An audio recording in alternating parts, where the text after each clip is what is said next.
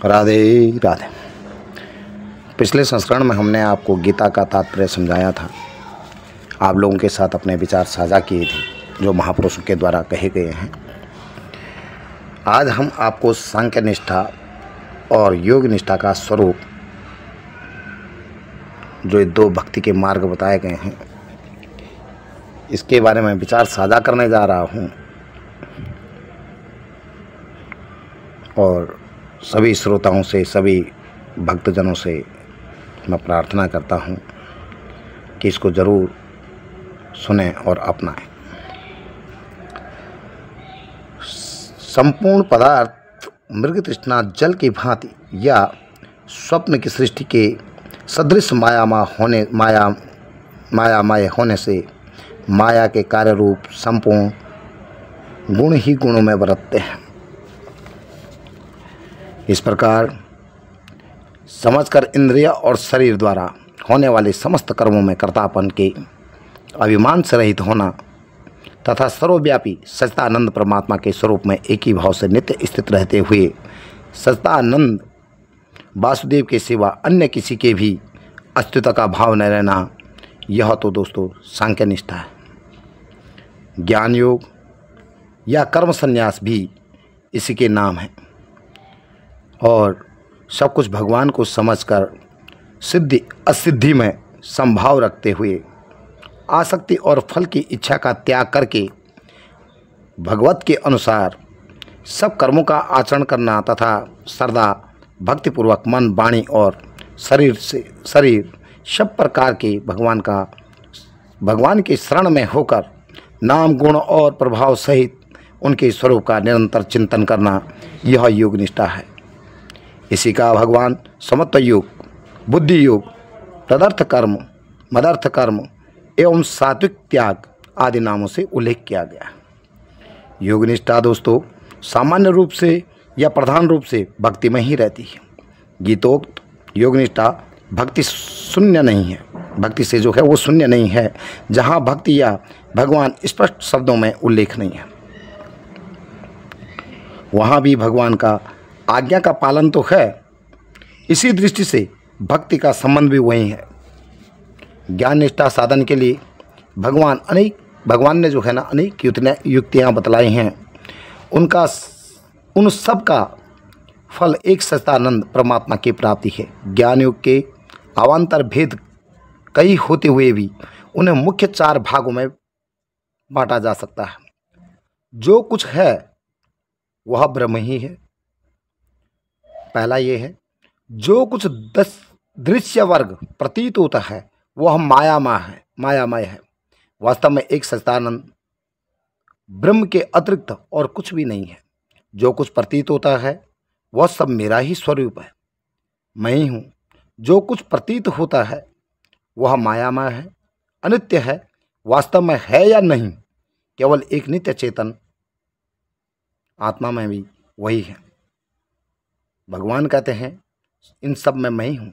इनमें से पहले 2 साधन तत्वमसि महावाक्य के तत्पद की दृष्टि से है और पिछले 2 साधन त्वम पद की दृष्टि से है।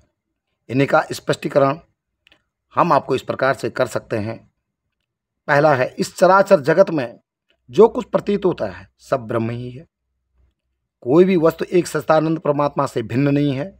कर्म के साधन एवं उपकरण तथा स्वयं कर्ता सब कुछ ब्रह्म ही है। जिस प्रकार समुद्र में पड़े हुए बर्फ के ढेलों के बाहर और भीतर सब जगह जल ही जल व्याप्त है तथा वे ढेले स्वयं जल के ही रूप है,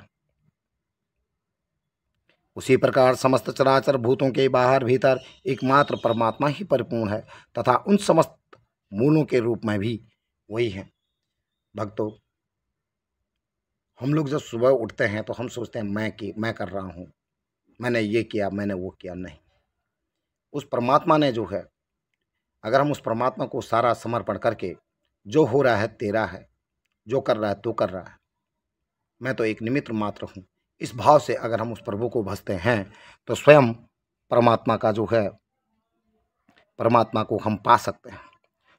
दूसरा है, जो कुछ यह दृश्य वर्ग है उसे मायामय, क्षणिक एवं नाशवान समझकर इन सब का अभाव करके केवल उन सब के अधिष्ठान रूप में एक सच्चिदानंद परमात्मा ही है और कुछ भी नहीं है, ऐसा समझते हुए मन बुद्धि में को ब्रह्म में तद्रिप्त कर देना, समर्पण कर देना, जो कि मैं पहले भी आपको बता चुका हूँ, एवं परमात्मा को एक ही भाव से स्थित होकर उनकी अपरोक्ष ज्ञान द्वारा उनमें एकता प्राप्त कर लेना। तीसरा है दोस्तों, चर अचर सब ब्रह्म है और वह ब्रह्म भी वही परम ब्रह्म है, इसलिए कृष्ण कहते हैं कि सब मेरा ही स्वरूप है। इस प्रकार विचार कर संपूर्ण चराचर प्राणियों को अपने आत्मा ही समझना। प्रत्येक आत्मा में वो कहते हैं कि मैं वास हूँ, तो 100% ये मेरा कथन ये है कि सब जगह वही परम ब्रह्म है। इस प्रकार साधन करने की दृष्टि में एक ब्रह्म के सिवा अन्य कुछ भी नहीं रहता है। फिर वह अपने उसे विज्ञानंद स्वरूप में ही आनंद का अनुभव करता है। जो प्राणी अपने आप को उस ब्रह्म में समर्पित कर देता है, उसके चरणों में समर्पण कर देता है, उसके बाद उसको कुछ अपना नहीं लगता है। जो कुछ भी लगता है उस परम ब्रह्म का लगता है। जो चौथा है दोस्तों, जो कुछ भी यह माया में 3 गुणों का कार्य रूप दृश्य वर्ग है, इसको और इसके द्वारा होने वाली सारी क्रियाओं का अपने पृथक नाशवान, जो अपने से अलग हैं, वो नाशवान एवं अनित्य समझना तथा इन सब का अत्यंत अभाव करके केवल भाव रूप आत्मा का ही अनुभव करना। इस प्रकार की स्थिति प्राप्त करने के लिए भगवान ने गीता में अनेक युक्तियों से साधकों को जगह जगह यह बात समझाई है कि आत्मा दृष्टा, साक्षी, चेतन और नित्य है तथा यह वेदादि जड़ दृश्य वर्ग जो कुछ भी तुम्हें प्रतीत हो रहा है, यह अनित्य होने से असत है। केवल आत्मा ही सत्य है, जो है आत्मा ही सत्य है। बाकी जितने भी हमारे इर्द गिर्द जो भी चीज़ें घट रही हैं या हो रही हैं, ये सब जो है असत है। इसी बातों को पुष्ट करने के लिए भगवान ने दूसरे अध्याय 11वें से 30वें श्लोक तक नित्य, शुद्ध, बुद्ध, निराकार, निर्विकार, अक्रिय, गुणातीत आत्मा के स्वरूप का वर्णन किया है। अभेद रूप से साधन करने वाले पुरुषों को आत्मा का स्वरूप ऐसा ही मानकर साधन करने से आत्मा का साक्षात्कार होता है। जो कुछ चेष्टा हो रही है गुणों ही गुणों में हो रही है, आत्मा में उसका कोई संबंध नहीं है। न वह कुछ करता है न करवाता है, ऐसा समझकर जो नित्य निरंतर अपने आप में ही अत्यंत आनंद का अनुभव करता है। उपयुक्त ज्ञान योग के चारों साधनों में पहले 2 साधन तो ब्रह्म की उपासना युक्त हैं और तीसरा और चौथा साधन ग्रहम उपासन से युक्त है। यह प्रश्न अब यह उठता है दोस्तों, उपयुक्त चारों साधन उत्थान अवस्था करने के लिए हैं या ध्यान अवस्था में, या वे दोनों ही अवस्थाओं में किए जा सकते हैं?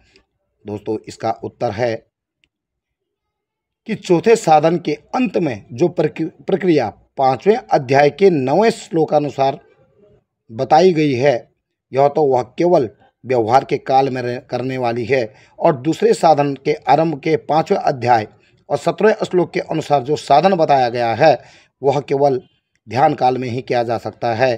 शेष सब प्राय दोनों अवस्था में किए जा सकते हैं। ये मैं आपको उन श्लोकों में बाद में धीरे धीरे आपको बताऊंगा। यह कोई भी कुछ पूछ सकता है कि पहले साधन में वासुदेव सर्वसमिति जो कुछ दिखता है वह सब वासुदेव का ही तो स्वरूप है, तथा सर्वभूत स्थित में माँ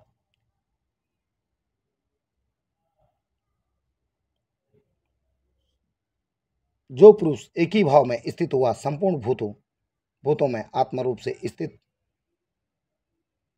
सच्चिदानंद वासुदेव को ही भजता है।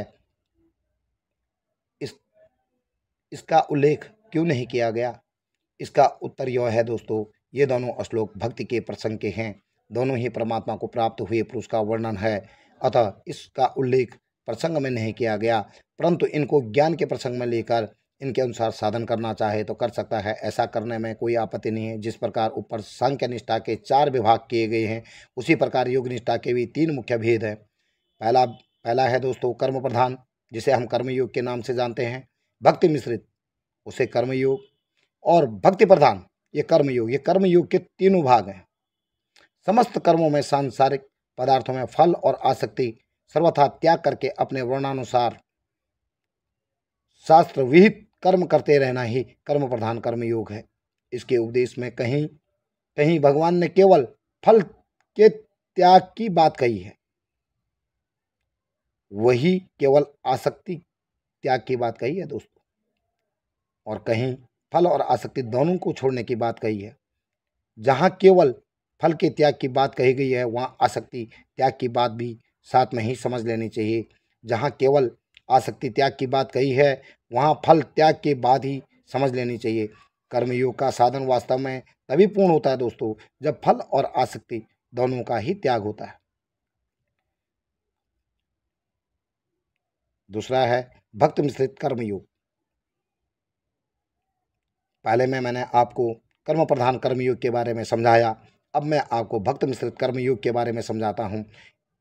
इसमें सारे संसार परमेश्वर को व्याप्त समझते हुए, सारे संसार को जो है परमेश्वर में ही व्याप्त समझो, और अपने अपने वर्णोचित कर्म के द्वारा भगवान की पूजा करने की बात कही गई है, इसलिए भक्ति मिश्रित कर्मयोग कह सकते हैं। तीसरा है दोस्तों भक्ति प्रधान कर्मयोग। दोस्तों अब समझने वाली बात यहाँ पर आती है कि हम लोग ये समझते हैं भगवान ने कहा है कर्मण्येवाधिकारस्ते मा फलेषु कदाचन, लेकिन यहाँ भी इसके कई अर्थ दे रखे हैं। अब आपको मैं भक्ति मिश्रित जो है भक्ति प्रधान कर्मयोग के बारे में बताने जा रहा हूँ, उसको ध्यान से समझिएगा। इसके दो अवान्तर भेद हैं। एक है भगवद अर्पण कर्म, और दूसरा है भगवद अर्थ कर्म। भगवद अर्पण कर्म में दो तरह से किया जाता है। पूर्ण भगवद अर्पण, भगवान का जो दर्पण है वह है जिसमें समस्त कर्मों में ममता, आसक्ति और फल इच्छा को त्याग कर, तथा यह सब कुछ भगवान का है, मैं भी भगवान का हूँ, और मेरे द्वारा जो कर्म होते हैं वे भी भगवान के ही हैं, भगवान ही मुझसे कठपुतली की भांति सब कुछ करवा रहे हैं, ऐसा समझते हुए भगवान के आज्ञानुसार भगवान को ही प्रसन्नता के लिए शास्त्र विहित कर्म किए जाते हैं। इसके अतिरिक्त पहले किसी दूसरे उद्देश्य से किए हुए कर्मों के बाद में भी भगवान को अर्पण कर देना, कर्म करते करते बीच में भगवान को अर्पण कर देना, कर्म समाप्त होने के साथ साथ भगवान को अर्पण कर देना, या कर्मों को फल मात्र भगवान को अर्पण कर देना, यह भी भगवद अर्पण का ही प्रकार है, भगवद अर्पण की प्रारंभिक सीढ़ी है।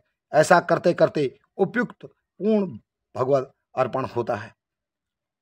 भगवद अर्थ कर्म भी दो प्रकार के होते हैं दोस्तों, जो शास्त्र विहित कर्म भगवत प्राप्ति, भगवत प्रेम या भगवान की प्रसन्नता के लिए भगवत आज्ञा अनुसार ही किए जाते हैं, या जो भगवान के विग्रह आदि का वर्णन, अर्चन तथा भजन, ध्यान आदि उपासन रूप कर्म में जो भगवान के ही निमित्त किए जाते हैं और स्वरूप से भगवत संबंधी होते हैं, वह दोनों ही भगवदार्थ कर्म के अंतर्गत हैं।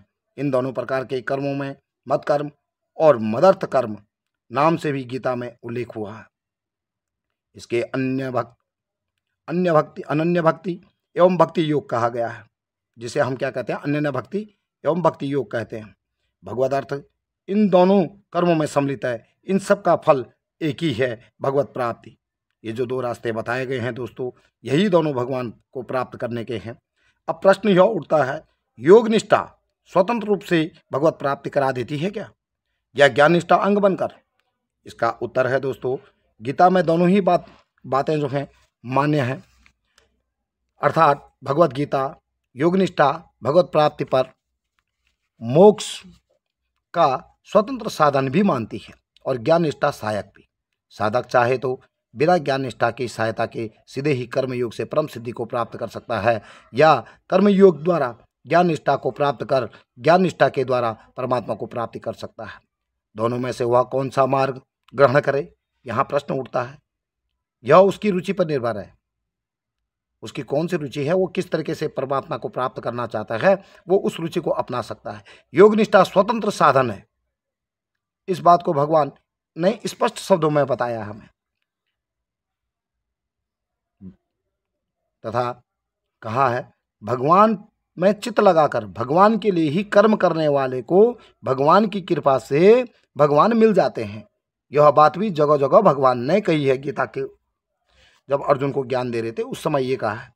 इसी प्रकार निष्काम कर्म और उपासना दोनों ही ज्ञान निष्ठा के अंग भी बन सकते हैं, किंतु ज्ञान योग में अभेद उपासना है, इसलिए ज्ञान निष्ठा भेद उपासना पूर्व रूप भक्ति योग यानी योग निष्ठा अंग नहीं बन सकती। यही दूसरी बात है, किसी के ज्ञान निष्ठा साधक आगे चलकर रुचि या मत बदल जाए और ज्ञान निष्ठा को छोड़कर योग निष्ठा को पकड़ ले और उसे फिर योग निष्ठा के द्वारा ही भगवत प्राप्ति हो। यदि कोई पूछे कि कर्म योग का साधन करके भी फिर सांख्य योग साधन द्वारा सच्चिदानंद परमात्मा को प्राप्त होते हैं, उनकी प्रणाली कैसी होती है, तो इसे जानने के लिए त्याग के नाम से 7 श्रेणियों और विभाग करके उसे समझना चाहिए। दोस्तों, इसके बारे में मैं आपको अगले अध्याय में बताऊंगा। यहाँ पर मैं अपने शब्दों को विराम देता हूँ और आप लोगों से आज्ञा लेता हूँ। जय श्री राधे राधे।